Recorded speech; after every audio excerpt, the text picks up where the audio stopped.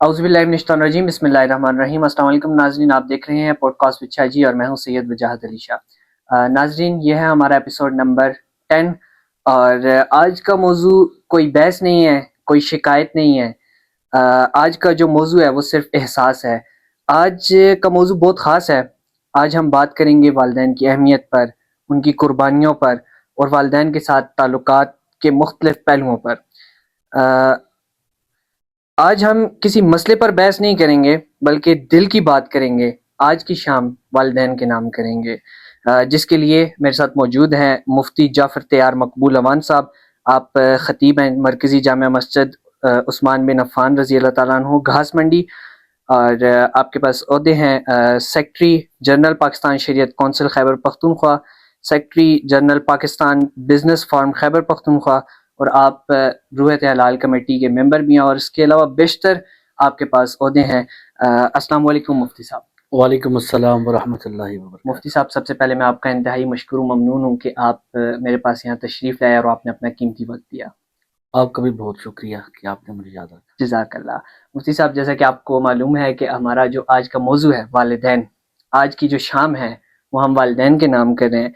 तो वालिदैन के बारे में लफ्ज़ वालिदैन सुनकर जो सबसे पहला ख्याल जो हमारे जहन में आता है वो आपके क्या तासुरात होते हैं और आप उसको किस तरीके से बयान करेंगे? शाह साहब, बहुत शुक्रिया कि आपने मुझे एक अहम मौजू पर, एक अहम एहसास पर बात करने के लिए यहाँ मदऊ किया। और मेरे लिए यकीनन मौज़ूआत में ये मौजू इंतहाई मुश्किल है, और अक्सर मैं जब इस मौजू पर बात करता हूँ तो फिर आंसुओं की बरसात भी शुरू हो जाती है। बहरहाल, ये हकीकत है, वालिदैन ठंडी छाँव है।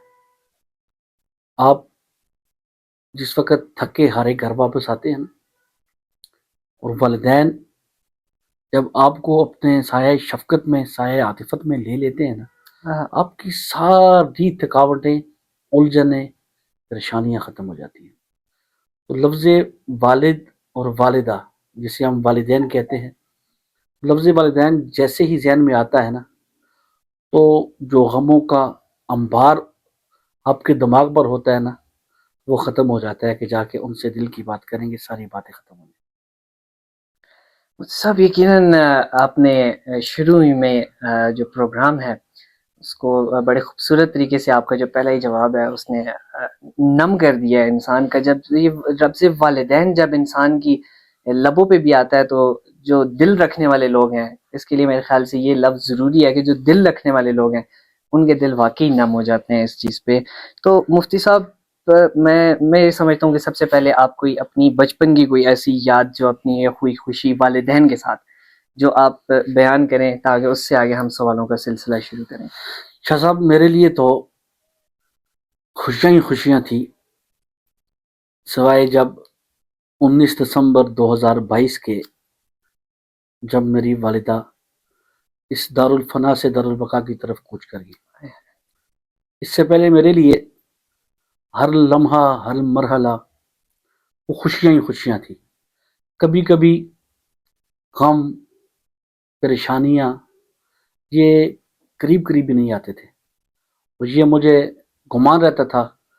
और ज़ाहिर बात है, जवानी होती है, इंसान, हमारा मिजाज भी ऐसे है कि फिर हम हर मैदान में उतर जाते हैं।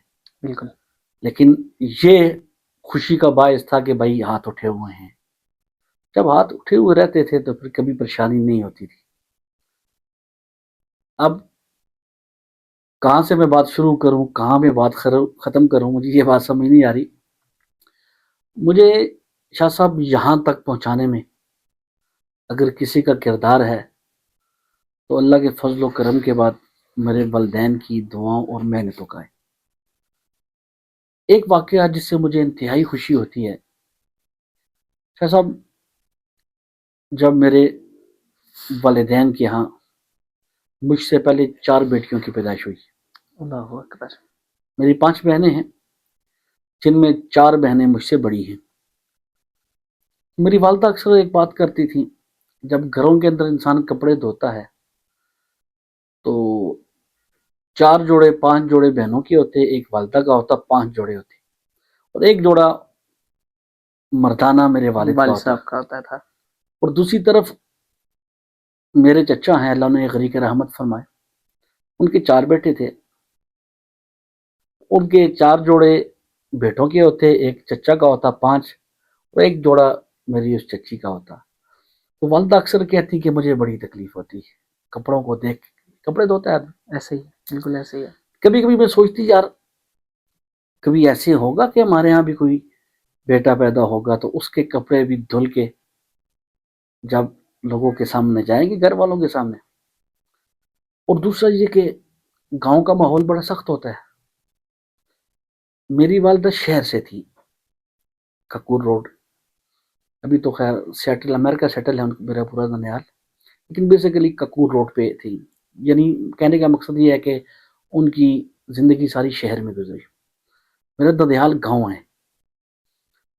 तो यहाँ से जब वो गांव गई तो एक बात अवाम के जुबान पर होती थी कि बड़े घर से खातून लेके आई हैं इसलिए उसके यहाँ बेटे होते ही नहीं, ओए होए। बेटियां ही बेटियां। तो ये वाकया हमेशा उनके लिए अजियतनाक रहता। अक्सर मुझे एक बात कहती थी कि, बल्कि मुझे वो बात कहने से पहले एक और बात याद आ गई है। जरूर जरूर। मुफक्कर इस्लाम अल्लामा इकबाल रहीमहुल्लाह फरमाया करते थे, जब उनकी वालिदा का इंतकाल हुआ, वो फरमाते मुझे अल्लामा कहने वाले बहुत लोग हैं, मुफक्कर कहने वाले बहुत लोग हैं, डॉक्टर कहने वाले बहुत, लेकिन मुझे बाली कहने वाला कोई नहीं रहा। ओए होए। जब मैं आपके साथ बैठा हूं, आप यकीन माने, मुफ्ती कहने वाले बहुत लोग हैं, खतीब साहब कहने वाले बहुत लोग हैं, अवान साहब कहने वाले बहुत लोग, लेकिन मेरे नाम के अंदर है जाफर तैयार। तो मुझे मेरी वालिदा तैयारी कहा करते थे।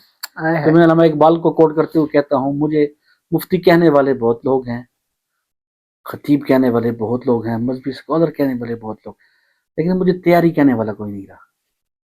करीब मेरी वालिदा मुझे कहती थी कि फिर मैंने एक दिन दुआ की कि अल्लाह मुझे एक बेटा दे और उस बेटे को मैं हाफिज़ कुरान बनाऊं। तो ये बात मेरे लिए इंतहाई खुशी का बायस होती है। इल्हामा मोहम्मद इकबाल रहमतुल्लाह अलैह पूरी दुनिया के, मैं ये कहता हुआ शायद गलत भी हो जाऊं कि सिर्फ मुसलमानों के नहीं बल्कि पूरी दुनिया के दर्द पे हाथ रखने वाला शख्स ये कह रहा है कि अब मुझे बाली कहने वाला कोई नहीं रहा। मुफ्ती साहब, मैंने आपको थोड़ा गमज़दा कर दिया, मगर ये है कि आप वो वाइड शख्सियत मुझे नज़र आई कि जिसके साथ ये मौजू में ज़ेर बहस लाऊं और ताकि अवाम तक ये बात पहुंचे, और कोई दर्द दिल रखने वाला शख्स होगा तो वो अपना दर्द बयान कर सकेगा और अवाम तक ये दर्द पहुंचेगा। तो मुफ्ती साहब, आज के जो वालिदैन हैं, वालिदैन का जो किरदार है वो बच्चों पर किस हद तक असर रखता है, इस बारे में आप क्या राय देंगे? देखिए, औलाद अजीम सरमाया है। बेशक। मिन हैसुल कौम बदकिस्मती ये है, हम जायदाद को सरमाया समझते हैं, पैसे को सरमाया समझते हैं, लेकिन जो असल सरमाया है औलाद, उसे सरमाया ही नहीं समझते। तो जब हम असल सरमाया को सरमाया समझ लेंगे तो फिर हम उसकी तरबियत के लिए कोशां होंगे, मेहनत करेंगे। मैं ये समझता हूँ इस वक्त वलिदैन की तरबियती हवाले से बहुत सारी कमियां हैं। सारा मलबा आप औलाद पे डाल लें तो ये नाइंसाफ़ी होगी। मैं ये समझता हूँ कि आज के वालिद और वालिदा जो अपनी जिम्मेदारियां हैं वो पूरी नहीं करते। जब पूरी नहीं करते तो फिर आप शिकवा कुना क्यों है? जब आप जिम्मेदारियां पूरी करेंगे तो फिर आपको शाकी नहीं होना पड़ेगा, आप शिकवा नहीं करेंगे। फिर मैं ये समझता हूँ कि वालिदैन को असल सरमाए की हिफाजत के लिए किरदार अदा करना चाहिए और उनकी तालीम और तरबियत के हवाले से जो जिम्मेदारियां शरीयत ने उन्हें दी हैं या समाज ने उन्हें दी हैं, उन सब को बुरोए कार लाके एक बच्चे को एक बेहतरीन इंसान बनाएं। देखिए, मैं यहाँ एक बात कहता हूँ, हमारे पास लोग आते हैं, वो कहते हैं दुआ करें मुफ्ती साहब अल्लाह ताला बेटे को हाफिज बना दे, आलिम बना दे, मुफ्ती बना दे। मैं अक्सर दोस्तों से ये कहता हूँ कि भाई آپ یہ دعا نہ کروائیں کہ حافظ بنا دے، عالم بنا دے، مفتی بنا دے. آپ یہ دعا کرائیں کہ اللہ میرے بیٹے کو ایک نیک انسان بنا دے. ماشاء اللہ. جب بیٹا نیک انسان ہوگا، عالم ہے تو پھر بھی فائدہ ہے، ڈاکٹر ہے تو پھر بھی فائدہ ہے، انجینئر ہے تو پھر بھی فائدہ. ہم فرد کو فرد کے لیے تیار کرتے ہیں، فرد کو معاشرے کے لیے تیار نہیں کرتے. بالکل. جب فرد کو آپ معاشرے کے لیے تیار کریں گے، جب ایک فرد تیار ہو گیا بہترین انسان، پھر وہ جس فیلڈ میں جائے گا، عالم ہے تو اس سے فائدہ، ڈاکٹر ہے تو اس سے فائدہ، لائر ہے تو اس سے فائدہ، انجینئر ہے تو اس سے جتنے فائدہ. بھی طبقات میں آپ جائیں گے. لیکن اگر وہ بہترین انسان نہیں ہے تو وہ جس روپ میں بھی ہے وہ بیڑی ہے، وہ انسان کے روانے کا مسئلہ ہے. بالکل. یعنی ہم والدین کو یہ میسج دے سکتے ہیں کہ اگر آپ گندم بوئیں گے تو گندم نکلے گی، اگر آپ چاول بوئیں گے تو چاول ایسے نکلے ہی گا. ہے. جو چیز آپ اپنے بچے میں ڈلیور کر رہے ہیں وہی چیز کل کو آپ کے سامنے آئے گی. ایسے ہی. تو مفتی صاحب اسی میں ایک سوال اور میرے ذہن میں آ رہا ہے کہ اگر والدین محبت کرتے ہیں بہت زیادہ تو اس سے بھی بچہ بگڑتا ہے. تو اس میں تربیت میں اور محبت میں یہ توازن یہ کیسے برقرار رکھا جائے؟ دیکھیے، بہترین طریقہ تربیت کا وہ ہے جو میرے آپ کے نبی امام الانبیاء صلی اللہ حضرت محمد مصطفیٰ احمد مجتبیٰ خاتم النبیین صلی اللہ علیہ وسلم نے امت کو دیا.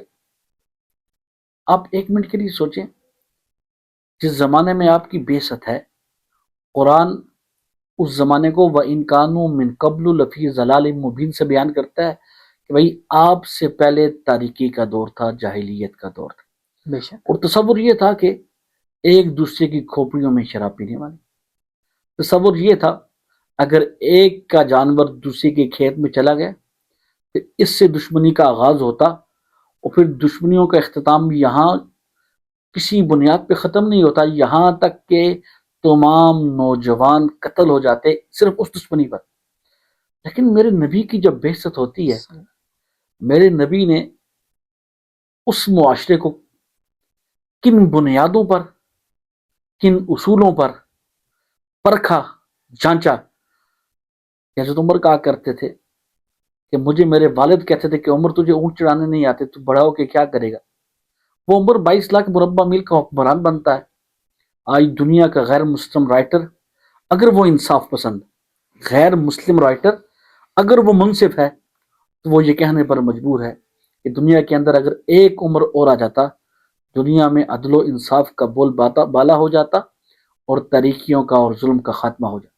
بے شک. تو جس عمر کو اونٹ چرانے نہیں آتے، وہ عمر 22 لاکھ مربع میل کا حکمران بنتا ہے. جو تربیت، اصول تربیت میرے نبی نے دی ہے، ان کو فالو کرنا ہو. میں اکثر ایک بات کہتا ہوں، یہ پچھلے ہفتے میں نے ایک اسکول کے سالانہ پروگرام میں کہا، ساری ذمہ داری اساتذہ پہ ڈال دینا بھی زیادتی ہے اور ساری ذمہ داری والدین پہ ڈال دینا بھی زیادتی ہے. بے شک. لیکن جب والدین بھی اپنی ذمہ داریاں پوری کریں گے، اساتذہ بھی اپنی ذمہ داریاں پوری کریں گے، مسئلہ حل ہو. میں نے وہاں عذرائے تفنن کہا، ہم جب چھوٹے ہوتے تھے اس وقت 2 جی ہوتے تھے، یا استاد جی ہوتے تھے یا ماں جی یا باپ جی ہوتا. ایسے تھا. بالکل ایسے ہی. استاد جی، استاد جی، ماں ابو جی اور امی جی. ماں جی کہتے ہیں ہم. میں نے کہا آج کل جی بہت ہو گئے ہیں. 2G سے سٹارٹ کریں، 2G 3G 4G 5G. آج کل یوٹیوب جی ہے، گوگل جی ہے، ٹک ٹاک جی ہے، ہر کے سارے کے جب ساتھ جی زیادہ ہو گئے ہیں، بالکل. میں نے کہا ان جیوں نے نقصان یہ کیا کہ جس معاشرے کو میرے نبی ایک آئیڈیل معاشرہ بنانا چاہتے ہیں، لیکن آج کے والد اور استاد نے اس معاشرے کی تربیتی اصولوں کو سمجھا نہیں. بالکل. وہ کیسے؟ وہ شاہ صاحب ایسے، آج کی ماں کے پاس دنیا کے ہر کام کے لیے وقت ہے، لیکن اپنی اولاد کی تربیت کے لیے کوئی ٹائم نہیں. بالکل ایسے ہی ہے. آج ہر چیز کے لیے ٹائم ہے لیکن اولاد کے لیے کوئی ٹائم نہیں.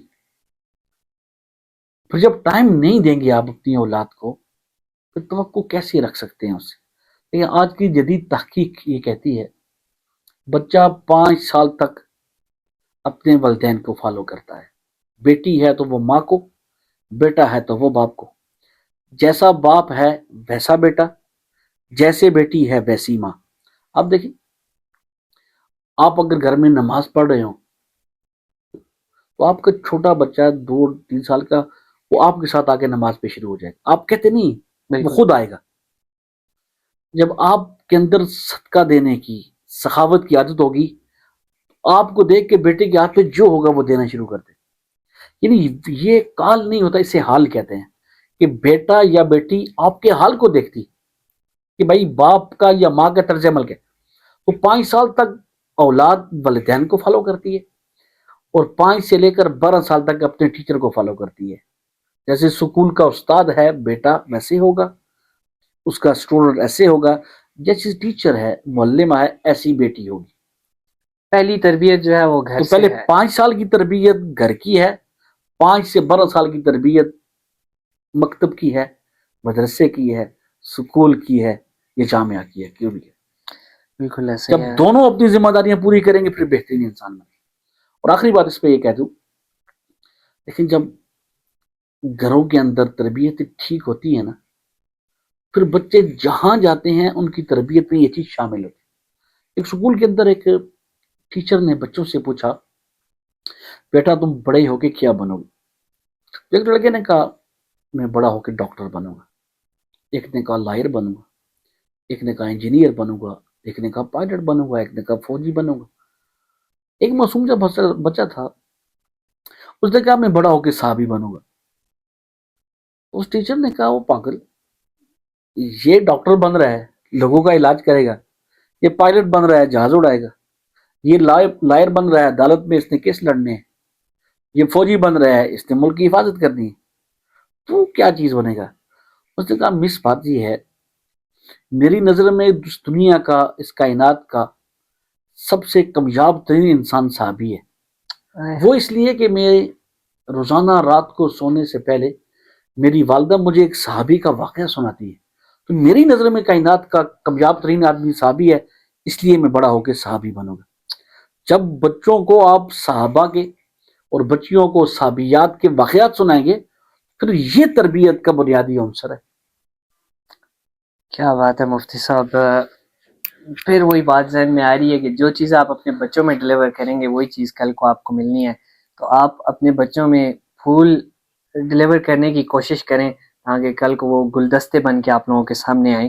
مفتی صاحب یہاں پہ میرے پاس ایک اور سوال ہے. آج کل والدین کے ساتھ ایک دوستانہ ماحول ہوا ہے، مطلب کوئی ہچکچاہٹ نہیں ہے، نہ ماں کے ساتھ نہ باپ کے ساتھ، ہم کوئی بھی بات وہ کھل کے کر سکتے ہیں. یہ ایک اچھا عمل بھی ہے لیکن اس کی نیگیٹیوٹی جو ہے اس کو کس طرح سے دیکھتے ہیں آپ؟ نبی علیہ الصلوۃ والسلام کے پاس ایک صحابی آئے، ساتھ ایک بیٹا تھا. پوچھا کون ہے؟ کہا یہ میرا بیٹا ہے.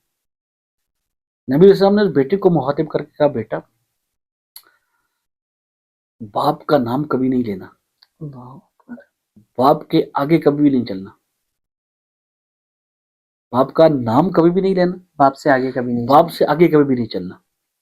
یہ نبی کے تربیاتی جو اصول ہمیں یہ بتاتے ہیں کہ دوستانہ ماحول ہونا چاہیے. جب آپ اپنے بچوں کو دوستانہ ماحول دیں گے تو پھر وہ باہر کی دوستیاں نہیں کریں گی. جب گھر کے اندر آپ ایک دجال بن جائیں گے یا جلاد بن جائیں گے تو پھر باہر کا ماحول بہت پریشان کن اور خوفزدہ کرنے والا ہے. لیکن اس کے اندر حدود اللہ کے نبی نے ہمیں دی ہیں. ایسا دوستانہ ماحول نہ ہو کہ نام لے کر مذاق شروع ہو جائے. ایک خوف اور ڈر ہونا چاہیے کہ یہ باپ ہے اور بیٹا، لیکن خوف اور ڈر اتنا نہ ہو کہ بھئی وہ بیٹا آپ کے ساتھ دل کی بات ہی نہ کر سکے، بیٹی ماں کے ساتھ اپنے دل کی بات ہی نہ کر سکے. جب بیٹا اور بیٹی ماں اور باپ کے ساتھ دل کی بات نہیں کریں گے کوئی تو انہیں چاہیے ہوگا جس کے ساتھ دل کی بات کریں گے. بالکل ایسا. جب ماحول ہم نہیں دیں گے تو اس لیے میں تمام دیکھنے والے والدین سے یہ اپیل کروں گا کہ بھئی اپنے بچوں کو وقت بھی دیں لیکن وقت کے ساتھ ساتھ ان کے دکھ کو سمجھیں.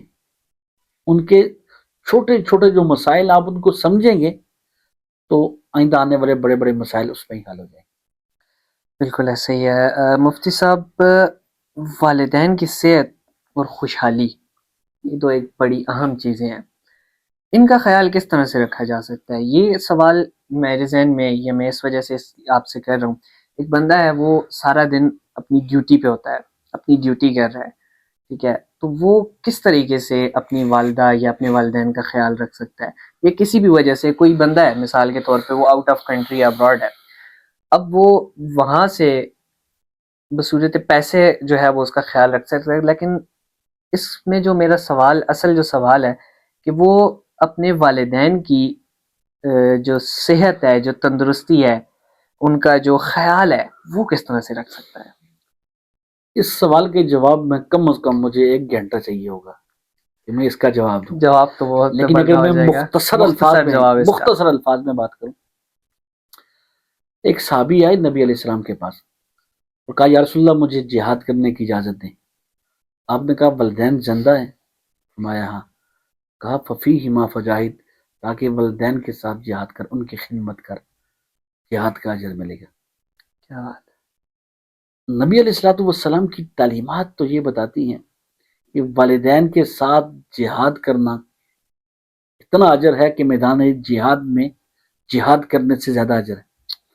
اور نبی علیہ السلام نے فرمایا کہ والدین کو دیکھنے پہ ایک حج اور عمرے کا ثواب، مسکرا کے والدین کے چہرے کو دیکھنا، اس پر بھی ایک حج اور عمرے کا ثواب۔ ماشاء اللہ۔ اور آپ حیران ہوں گے، حضرت اویس کرنی رحمہ اللہ، انہوں نے نبی علیہ السلام کو پیغام بھیجا۔ آپ سوچیں شاہ صاحب، تصور میں جائیے، نبی موجود ہیں اور آپ ایک یمن کے قریب ایک بستی ہے جسے کرد کہتے ہیں، وہاں موجود ہیں اور والدہ بیمار ہیں، والدہ کی خدمت کرتے ہیں۔ نبی علیہ السلام کو پیغام بھیجا، میرا دل چاہتا ہے آپ سے ملاقات کرو۔ اور ظاہری بات ہے، نبی سے ملاقات یہ تو صحابیت کا مقام اور مرتبہ، جو کائنات میں نمائندہ مصطفیٰ جسے ہم کہتے ہیں، دنیا کے سارے غوث ولی ابدال کتب مل کے کسی صحابی کے مقام کو نہیں پہنچ سکتا، بالکل ایسے ہی ہے۔ بلکہ مجھے یہاں ایک اور بات یاد آ گئی۔ حضرت عبداللہ بن مبارک رحمہ اللہ سے کسی نے سوال کیا کہ حضرت امیر معاویہ رضی اللہ تعالیٰ عنہ افضل ہیں یا حضرت عمر بن عبدالعزیز رحمہ اللہ؟ کہنے والے کا مقصد یہ تھا کہ امیر معاویہ رضی اللہ تعالیٰ عنہ پر بعض لوگ اعتراضات کرتے ہیں، ایسے ہی ہے بالکل۔ تو عمر بن عبدالعزیز کو خلیفہ راشد کہتے ہیں، لیکن یہ دوسری صدی کے ہیں، وہ صحابی رسول ہیں۔ کہا امیر معاویہ رضی اللہ تعالیٰ عنہ افضل ہیں یا حضرت عمر بن عبدالعزیز؟ شاہ صاحب بڑا زبردست جواب دیا۔ انہوں نے کہا حضرت امیر معاویہ رضی اللہ تعالیٰ عنہ امام الانبیاء صلی اللہ علیہ وسلم کے ساتھ جس غزوے میں شریک ہوئے، حضرت امیر معاویہ رضی اللہ تعالیٰ عنہ کے گھوڑے کی پاؤں کے کھر کے نیچے جو خاک آئی ہے، عمر بن عبدالعزیز اس خاک کو بھی نہیں پہنچ سکتا، امیر معاویہ کو تو پہنچتا۔ آپ دیکھیں کہ بھئی یہ نسبت کتنی بڑی، لیکن اویس کرنی پیغام بھیجتے ہیں کہ ماں کی خدمت ہے اور آپ کی طرف آنا چاہتا۔ نبی علیہ السلام نے پیغام بھیجا اویس ماں کی خدمت کرو، اور ماں کی خدمت کرتے ہیں، یہاں نبی کا انتقال ہو جاتا ہے صلی اللہ علیہ وسلم، اور نبی کی زیارت نہیں ہو سکتی۔ آپ ایک منٹ کے لیے سوچیے، وہ کہتے ہیں جا کے نبی کی زیارت کر لیتا ہوں، ماں کی خدمت کرتا رہوں گا، لیکن وہ ماں کی خدمت میں لگے رہے، وہ زیارت نہیں ہو سکی اور نبی علیہ السلام دنیا سے پردہ فرما۔ نبی علیہ السلام نے حضرت عمر بن خطاب رضی اللہ تعالیٰ عنہ سے فرمایا تھا، عمر، کرد کا رہنے والا ایک شخص آئے گا، اویس اس کا نام ہے، اللہ اکبر، اور جب وہ اویس تمہارے پاس آئے نا، اس سے اپنے لیے دعا کروانا۔ جب کوئی بھی قافلہ کرن سے آتا نا، تو حضرت عمر جایا کرتے تھے، حضرت علی جایا کرتے، پوچھتے تم میں سے اویس نام کا کوئی آدمی ہے؟ ایک دفعہ، دوسری دفعہ، تیسری دفعہ، چوتھی دفعہ گئے، لیکن وہ قافلے میں شامل نہیں ہوتے۔ ایک دفعہ حضرت عمر حضرت علی رضی اللہ تعالیٰ عنہ دونوں گئے تو پوچھا کہ قافلے میں کوئی اویس نامی ہے؟ میں کہا ہاں ہے۔ نبی علیہ السلام نے حضرت اویس کی نشانی حضرت عمر کو بتائی تھی، ایسا ایسا ہوگا، اور اس سے اپنے لیے دعا کرنا۔ حضرت عمر رضی اللہ عنہ اور حضرت علی ایک تابعی حضرت اویس کرنی سے اپنے لیے دعا کرواتے، تو حضرت اویس کرنی کی آنکھوں میں آنسو آ گئے کہ بھائی عمر مجھ سے دعا کروا رہے ہو؟ انہوں نے کہا تھا کہ نبی علیہ السلام نے فرمایا کرن کی بستی سے ایک شخص آئے گا، اویس اس کا نام ہوگا، یہی ہے اس کا حلیہ ہے، یہی اس کی اوصاف ہیں، جب تمہاری عمر اس سے ملاقات ہو اس سے دعا کروانا، اس لیے کہ اس نے اپنی والدہ کی بڑی خدمت کی۔ اور جب ماں کی خدمت کرنے والے کو اللہ کے نبی صلی اللہ علیہ وسلم حضرت عمر کو فرما رہے ہیں کہ اس سے اپنی دعا کروانا. آپ ایک منٹ کے لیے سوچیں, جو ماں کی خدمت کرے, جو باپ کی خدمت کرے, اس کے لیے کیا مقام اور مرتبہ ہوگا. بے شک. تو آپ کا سوال تھا کہ بھئی ہم والدین کی خدمت کیسے کر سکتے ہیں. میں تو ایک بات کہتا ہوں حضرت کہ آپ دنیا کے بڑے سے بڑے غوث, ابدال, پیر اور کتب سے زیادہ اپنے والدین کے مقام اور مرتبے کو سمجھیں. اور میں آپ کے پروگرام میں حلفاً یہ کہتا ہوں, میرا مزاج ہے میں حلفاً بات نہیں کیا کرتا, لیکن یہی بات میں ممبر رسول پر بھی حلفاً کہتا ہوں, آپ کے پروگرام میں بھی کہتا ہوں. بے شک بے شک. میرے نزدیک آپ کے والد اور والدہ سے بڑا کوئی غوث, کوئی کتب, کوئی ابدال نہیں. آپ ان سے دعا لے کے نکلیں, رب محمد کی قسم آپ مٹی کو ہاتھ ڈالیں گے وہ سونا ہوگا. بالکل ایسا. اور میں نے یہ عملاً دیکھا ہے, میرے ساتھ یہ ہوا ہے. میں نے کوشش یہ کی کہ اپنی والدین کی خدمت ہو جائے. اور آپ یقین مانیں, یہاں ایک بات اور بھی ایڈ کرتا ہوں. 3 سال میری والدہ کے وصال کو ہوا, اور اس 3 سال کے عرصے میں میرے والد محترم بیمار ہیں. اپنی تئیں میں کوشش کرتا ہوں خدمت کرنے, لیکن ان 3 سال کے عرصے میں نے حرمین کا سفر بھی کوئی نہیں کیا. اللہ اکبر. حرمین کا سفر ہر مسلمان کی خواہش ہے, میں بھی رمضان میں جاتا ہوں, لیکن 3 سال سے میں اس لیے نہیں گیا کہ میرے والد بیمار ہیں, میری یہاں ضرورت زیادہ ہے بنسبت وہاں جانے. ایسا میں 2022 رمضان عمرے میں تھا, والدین میرے ساتھ تھے. حرم میں رہتے ہوئے کئی نمازیں میں نے ہوٹل میں پڑھی. میرے استاد محترم ڈاکٹر عتیق الرحمان صاحب, اللہ تعالیٰ ان کو صحت سلامتی دے, میں نے ان سے اس بات کا اظہار کیا کہ میں حرم میں جا کے 1 لاکھ نمازوں کا ثواب ہے اور حرم کو چھوڑ کے میں ہوٹل میں ہوں. انہوں نے کہا بیٹا والدین کی خدمت کرو, اللہ تم سے کئی حرم جیسا کام لے گا. کیا بات, کیا خوب. تعمیری بات یہ ہوئی کہ بھائی حرمین کا سفر میں 3 سال سے نہیں کر سکا ہوں, لیکن یہ کوشش ضرور کی ہے کہ میں اپنے والد کی خدمت کر سکوں اور ان سے دعائیں لے لوں. اور جب آپ اپنے والدین کی خدمت کر کے ان سے دعائیں لے لیں گے, پھر کسی اور سے دعاؤں لینے کی آپ کو ضرورت نہیں ہوگی. اور جب ان سے آپ دعا نہیں لیں گے, اور لوگوں سے دعائیں لیتے رہیں گے, آپ کو پتہ ہے جن 3 لوگوں کی دعائیں اللہ سنتا ہے ان میں ایک والد کی بد دعا بھی ہے, والدین کی بد دعا بھی. اور اللہ کے نبی صلی اللہ علیہ وسلم کا ارشاد گرامی ہے, رغم انفو رغم انفو رغم انفو, اس شخص کی ناک خاک آلود ہو, وہ شخص تباہ اور برباد ہو جائے. صحابہ نے پوچھا یا رسول اللہ لمن, کون شخص؟ آپ نے فرمایا جو اپنے والدین کو یا ان میں سے کسی ایک کو بڑھاپے کی حالت میں پائے, ان کی خدمت کر کے اپنی مغفرت نہ کروا سکے, اس کی ناک خاک آلود. اللہ اکبر. ہم اگر اپنے والدین کی خدمت نہیں کر پاتے تو ہم سے زیادہ کوئی بدقسمت انسان کوئی نہیں. یہاں پھر ایک بات مجھے یاد آ گئی, آپ جی ضرور ضرور ضرور مفتی صاحب. میں اکثر ایک شعر کہتا ہوں, بخت کے تخت سے یک لخت اتارا ہوا ایک شخص, واہ واہ, تو نے کبھی دیکھا ہے جیت کے ہارا ہوا ایک شخص. کیا بات. میں ان لوگوں کو بخت والا, نصیب والا سمجھتا ہوں جن کے والدین زندہ ہیں, اور جن کے والدین زندہ نہیں ہیں وہ بد نصیب ہے. وہ ان کے چہروں کو دیکھ کے حج عمرے کا ثواب نہیں دے سکتے, وہ ان سے دعائیں نہیں لے سکتے. وہ کسی نے کہا نا کہ ان 2020-25 ان 5 سالوں کے درمیان تو سب سے زیادہ بہترین شعر تھا. وہ شعر بڑا عجیب ہے, مجھے بہت اچھا لگتا ہے. ارشاد. وہ شاعر کہتا ہے, جب تک ماتھا چوم کے رخصت کرنے والی زندہ تھی, گھر سے باہر بھی منہ میں لقمہ ہوتا تھا. کیا بات ہے, کیا بات ہے. مفتی صاحب یہاں پہ آپ نے ایک بات کی کہ کوئی بھی غوث, کتب, ابدال, قلندر, ولی جو بھی ہے وہ والدین سے افضل نہیں ہے. بے شک افضل نہیں ہے. میں اسی پہ آپ کو ایک چھوٹا سا واقعہ آپ کی سماعتوں کی نظر کرنا چاہوں گا, اپنے ناظرین کی بھی سماعتوں کی نظر کرنا چاہوں گا کہ ایک سفید ریچھ آدمی, میں انہیں بڑے اچھے طریقے سے جانتا ہوں. ہم ایک جگہ اکٹھے بیٹھے ہوئے تھے تو قبلہ پیر سید نصیر الدین نصیر شاہ گیلانی رحمۃ اللہ علیہ, بڑے آدمی, رحمہ اللہ, بہت بڑے آدمی, ان کی بات لگی تو وہ قبلہ کہنے لگے مجھے کہ میں ان کے پاس کیا, میں نے کہا جی میں صرف 1 مہینہ آپ کی خدمت میں حاضر ہونا چاہتا ہوں, مجھے اپنی حاضری کا, مجھے اپنی خدمت کا شرط دیں. تو انہوں نے کہا کہ بڑے ڈخانے تو کیا ہیں. زبردست بات. فرمانے لگے, یہ کیا کہنے لگے کہ میں ایبٹ آباد چھوڑ کے راول پنڈی آیا ہوں اور یہاں پہ شاید کوئی بڑا ڈخانہ ہو جہاں پہ میں نے جانا ہو. تو فرمانے لگے سرکار میں نہیں ہو گیا.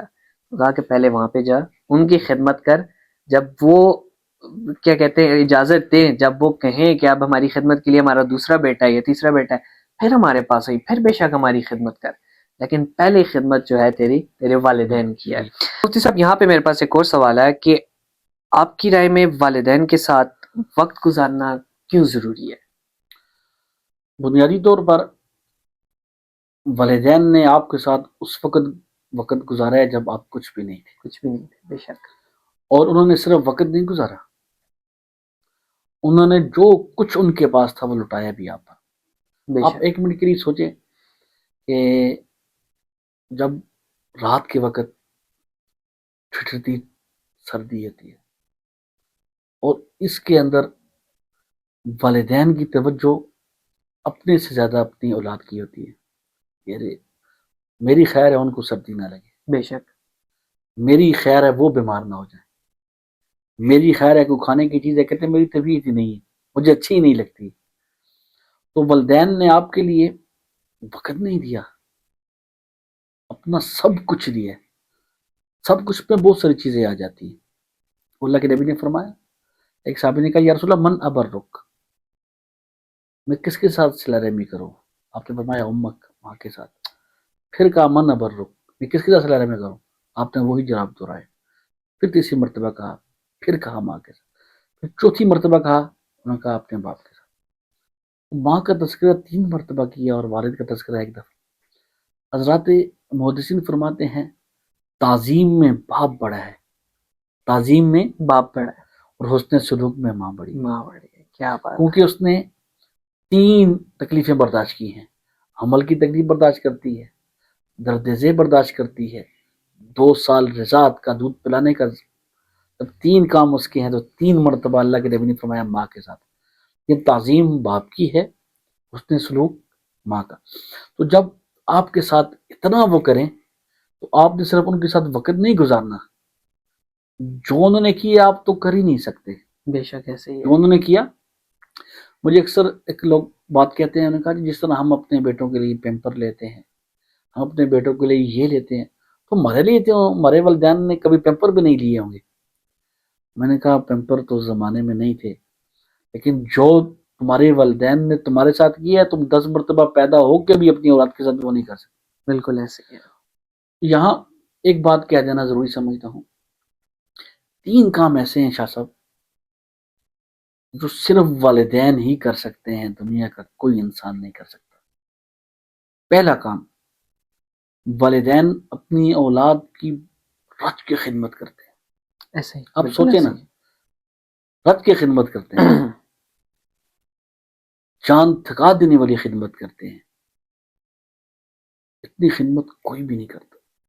والدین کے علاوہ اپنی اولاد کی جو خدمت ہے جتنی والدین کرتے ہیں کوئی بھی, آپ تصور کریں نا, بہن بھائی کی بھی نہیں کرتا, میاں بیوی بھی ایک دوسرے کی نہیں کرتی جتنی والدین اپنی اولاد کی.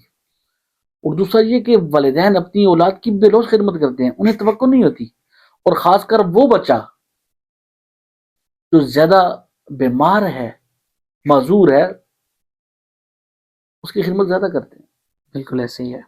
آپ معاشرے میں دیکھ لیں, نظر دورائیں ارد گرد, کوئی اگر ایسا بچہ ہو اس کی خدمت جو ساری زندگی اس نے معذور رہے, وہ والدین کے لیکن لیے والدین زیادہ اس کی جو اہمیت خدمت, حامل اس کے ہوتے ہیں. لیے خاندان میں آنا جانا چھوٹ جاتا ہے, شادیاں چھوٹ جاتی ہیں, غم چھوٹ جاتے ہیں. نہیں میرے بیٹے کے کھانے کا ٹائم, اس کے ناشتے کا ٹائم, اس کے فلاں کا ٹائم, میری بیٹی کے فلاں کا ٹائم. اب سوچئے نا, دوسرا کام کہ جتنی بے لوث خدمت والدین اپنی اولاد کی کرتی ہیں اتنی کبھی اولاد اپنی والدین کی نہیں کر سکتے. اور تیسرا کام یہ ہے کہ والدین اپنی اولاد کو کسی مقام اور مرتبے پر دیکھنا چاہتے ہیں, اور یہ کوئی بھی نہیں چاہتا کہ میرے سامنے فلاں اتنے مقام پہ چلا جائے سوائے والدین. یہ 3 کام والدین کے علاوہ کوئی نہیں کرتا. جب والدین اتنی خدمت کریں, اتنی کوشش کریں, خون لگائیں, پسینہ لگائیں, پھر اولاد کا یہ کام نہیں بنتا کہ پشپن میں جا کر ان کی حوصلہ افزائی تو کرے, اس لیے تو اللہ کے نبی علیہ السلام کی تعلیمات یہ ہیں کہ بھئی والدین کے ساتھ حسن سلوک، اور اگر والدین کافر بھی ہیں پھر بھی حسن سلوک ہے۔ اور اب مجھے ایک بات علمی کہہ دینا چاہتا ہوں، اللہ فرماتے ہیں وَبِالْوَالِدَيْنِ إِحْسَانًا وَوَصَّيْنَا الْإِنسَانَ بِوَالِدَيْهِ إِحْسَانًا وَقَضَىٰ رَبُّكَ أَلَّا تَعْبُدُوا إِلَّا إِيَّاهُ وَبِالْوَالِدَيْنِ إِحْسَانًا۔ اللہ نے ان تینوں جگہوں پہ جہاں اپنی توحید کا ذکر کیا وہیں والدین کا ذکر کیا، جہاں اپنی ربوبیت کو بیان کیا وہاں والدین کے حسن سلوک کو بیان کیا، جہاں اللہ نے شرک سے روکا وہاں والدین کی نافرمانی سے روکا۔ تو ذات مفسرین کہتے ہیں انسان کا دنیا میں آنے کا حقیقی سبب تو رب ذوالجلال ہے، اس لیے اللہ نے فرمایا قضا ربک اللہ تعبدوا الا ایہ، کہ توحید اس کی ہوگی، عبادت اس کی ہوگی، اور ظاہری سبب والدین ہیں تو متصل کہا وبالوالدین۔ اللہ اکبر۔ ابھی یہاں وبالوالدین احسانہ میں ابھی یہ بھی تو کہہ سکتا تھا کہ احسنوا بالوالدین، تم والدین کے ساتھ حسن سلوک کرو، حسن سلوک کرو۔ کہا وبالوالدین احسانہ، آپ والدین کے ساتھ اس طرح ہو جاؤ گویا کہ احسان بن جاؤ۔ اللہ اکبر۔ اور والدین کے ساتھ احسان بننے کا کیا مطلب کہ ایسا رویہ، ایسی محبت، ایسا تعلق رکھو کہ لوگ کہیں گے یہ سراپا احسان ہے۔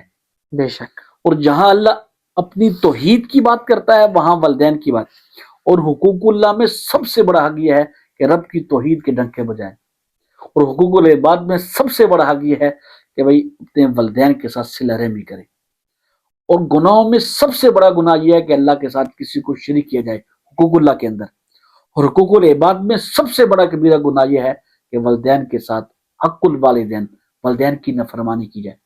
تو جو والدین آپ کے لیے دنیا کے اندر آپ بھوکے رہ کے آپ کو کھلائیں، آپ پیسے رہ کے آپ کو پلائیں، آپ ننگے رہ کے، آپ پرانے کہتے ہیں میرا دل ہی نہیں کرتا کپڑے لینے کا، حضرت کس کا دل نہیں کرتا؟ اس کا دل نہیں کرتا۔ بے شک۔ کہتے ہیں مجھے اچھے نہیں لگتے، تو وہ خود نہیں لیتے آپ کو لے کے دیتے ہیں، خود نہیں کھاتے کہتے ہیں میں نہیں کھاتا مجھے اچھا نہیں لگتا۔ کس کو اچھے کھانے اچھے نہیں لگتے؟ لیکن سب کچھ ہونے کے باوجود اگر ان کا اتنا حق نہیں بنتا کہ بڑھاپے کے اندر جب ان کو آپ کی ضرورت ہے، کیا صاحب جب آپ اپنے والدین کے ساتھ بیٹھ جاتے ہیں نا ان کا حوصلہ ہو جاتا ہے۔ اب یقین مان میں پھر وہی بات ہے کہ 3 سال سے اپنے شہر سے باہر نہیں نکلتا، یہی رہتا ہے۔ اکثر مجھ سے اپنے دوست احباب گلا کرتے ہیں کہ آپ پروگرام میں کم آتے ہیں، اور کیا مسئلہ ہے؟ میں نے کہا ایک ہی مسئلہ ہے کہ بھائی میں یہ چاہتا ہوں میری جن کو سب سے زیادہ ضرورت ہے میں ان کو ٹائم دوں، باقی یہ والی ضرورتیں تو میں نے کہا پوری ہوتی رہتی ہیں، یہی توقع رہتی ہے، یہی ذہن میں رہتا ہے کہ ابھی فون آئے گی تو پہنچنا ہے۔ اور آپ یقین مانیں جب بھی پہنچتا ہوں بس جا کے میرا بیٹھنا ان کو سکون ہو جاتا ہے، بس پہنچنا، بس وہ دیکھتے ہیں یہ رہا گیا تھا بس سکون۔ تو ایسے والدین کو تمام اولاد کے ساتھ ایسی محبت پیار ہوتی ہے۔ تو آپ کا سوال بھی یہی تھا، لمبا ہو گیا، کہ بھئی ہم اپنے والدین کے ساتھ محبت پیار کے ساتھ پیش آئیں، اس نے سلوک سے پیش آئیں۔ میں اپنے والد صاحب کو ڈاکٹر کے پاس لے کے گیا تو میں نے گلہ کیا، جنرل وقار صاحب ہیں، ڈاکٹر جنرل وقار اسلام آباد، میں نے کہا جی ہمارے حاجی صاحب کباب بہت کھاتے ہیں، چپلی کباب، اور دل کا مسئلہ ہے، ان کی مین شریانے بلاک ہے، تو آپ خود ہی ان کو ذرا روکیں۔ تو مجھے انہوں نے بڑا عجیب جواب دیا، انہوں نے کہا جی مفتی آپ ہیں تو کہنا مجھے پڑ رہا ہے، اللہ کیا فرماتے ہیں والقانتین والقانتات۔ قانت کیسے کہتے ہیں؟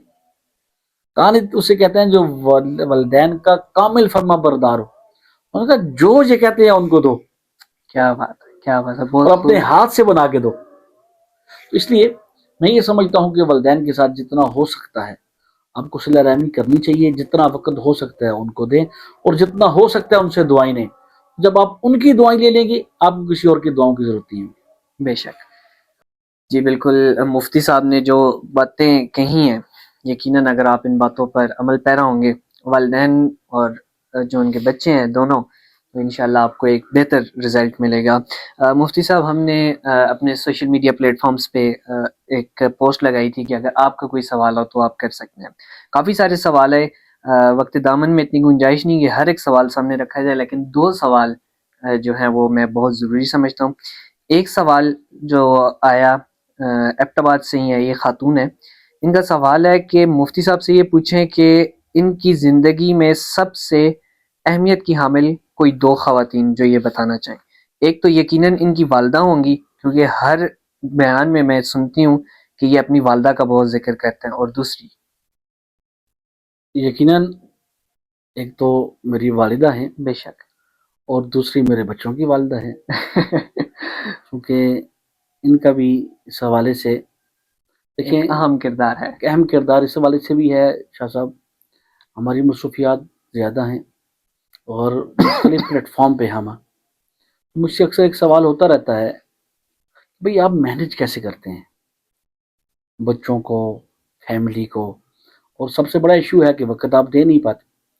تو میں نے ریڈیو پاکستان میں بھی کہا، میں نے کہا کہ یہ اللہ کا شکر ہے کہ ہمارے گھر والے جو ہیں ہمارے ساتھ گزارا کر لیتے ہیں۔ تو میں سمجھتا ہوں یقیناً میری والدہ کے بعد اگر کسی خاتون کا میری زندگی میں ایک کردار ہے تو میری بچوں کی والدہ کا ہے۔ اچھا ان کا کردار ہے تو نظام ٹھیک چل رہا ہے جی۔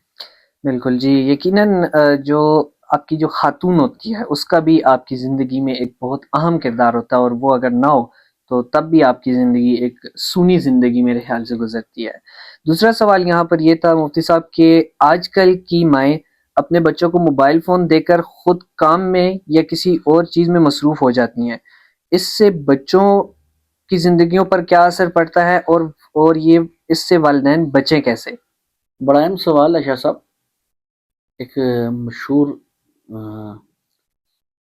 رائٹر بھی ہیں ڈاکٹر جاوید اقبال جی، میں پڑھ رہا تھا کہ ڈاکٹر صاحب کہتے ہیں کہ آپ کو اگر یہ کہا جائے کہ آپ نے اپنے بیٹے یا بیٹی کو جو 2-3 سال کا ہے اس کو آپ موبائل فون دیں یا کوئلہ دیں، جلتا ہوا انگارہ دیں یا موبائل فون دیں، تو آپ ترجیحاً اپنے بچے کو جلتا ہوا انگارہ دے دیں، کوئلہ دے دیں۔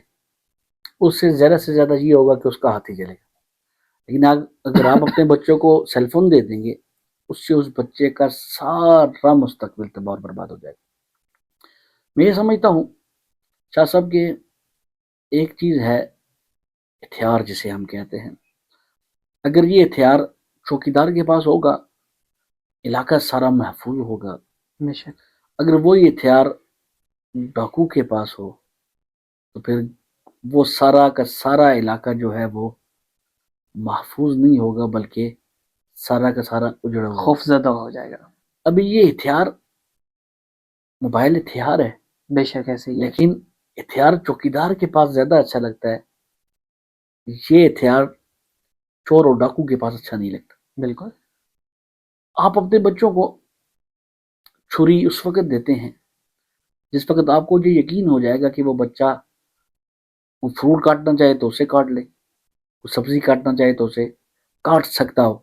کبھی بھی آپ اپنے 1-2 سال کے بچے کے ہاتھ میں چھری نہیں دیتے، ایسے ہی، بالکل خطرہ ہے کہ کہیں۔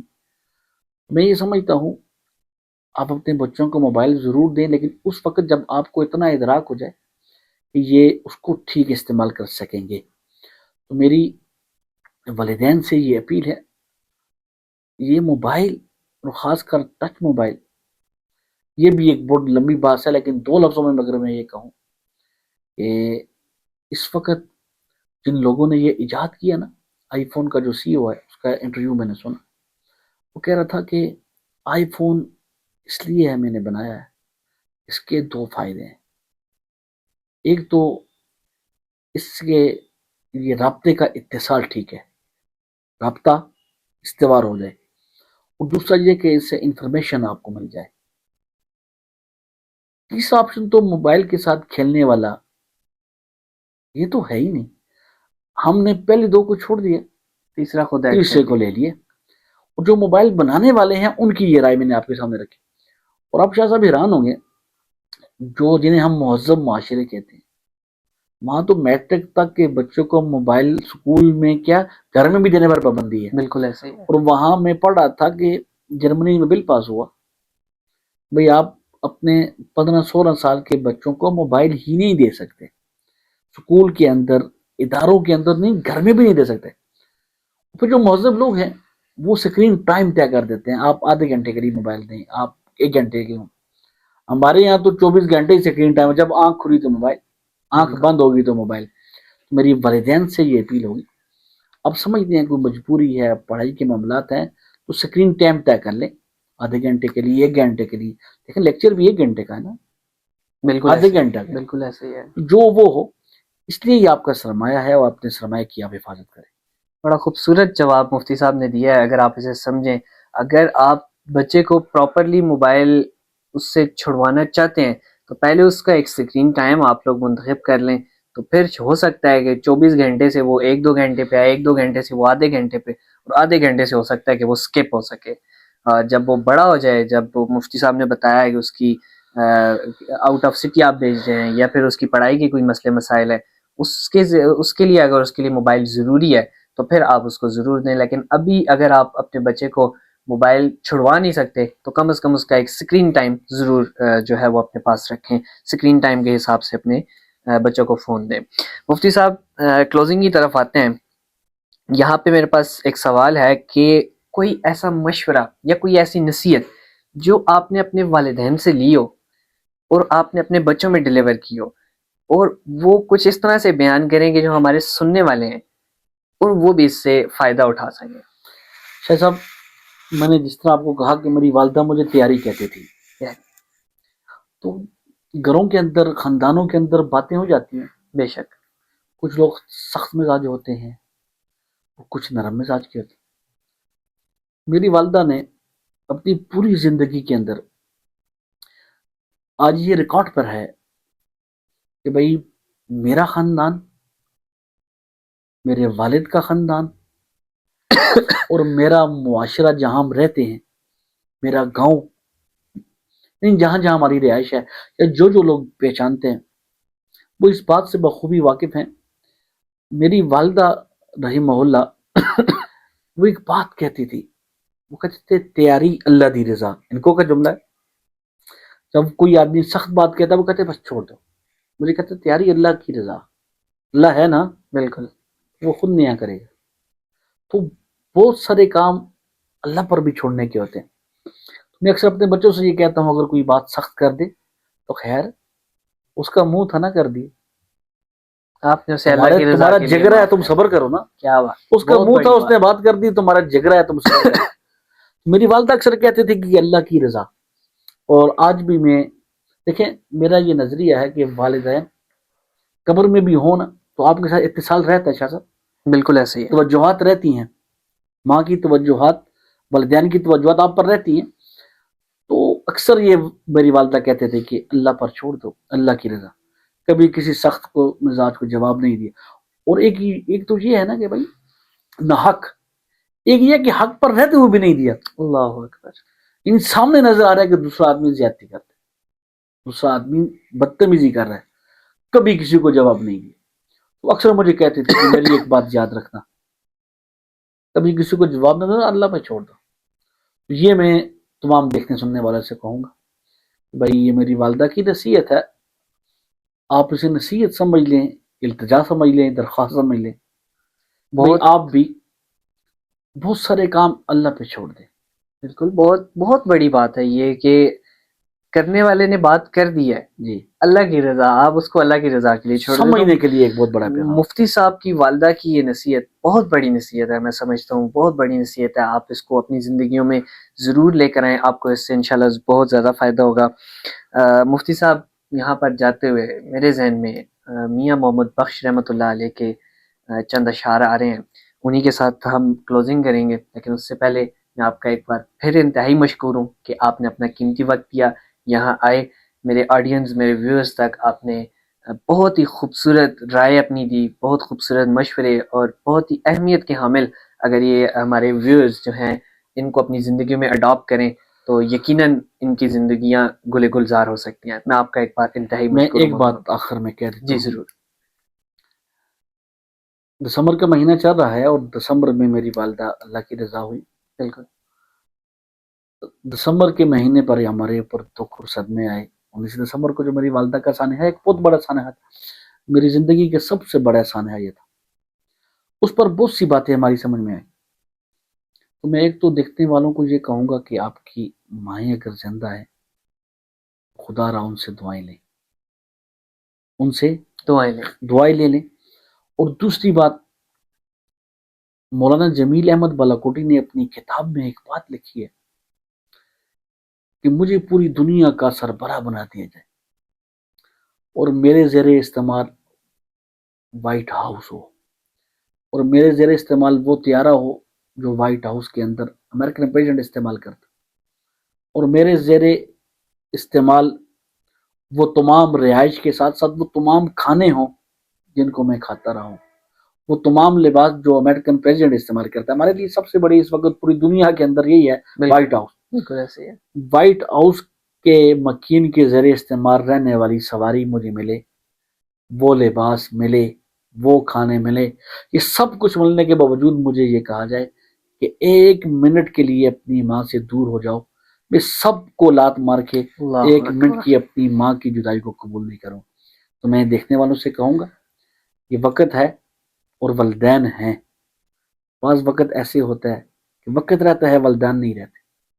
اگر آپ کے والدین ہیں اور بالخصوص ماں ہے، ان سے دعائیں لے لیں، اور آپ ساری زندگی پھر آپ کو کسی اور سے دعائیں لینے کی ضرورت نہیں ہوگی. ان کی خدمت کر لیں، پھر کسی اور کی خدمت کرنے کی ضرورت نہیں ہوگی. تو یہی میرا پیغام ہوگا. بہت ہی خوبصورت پیغام، بہت ہی خوبصورت نصیحت.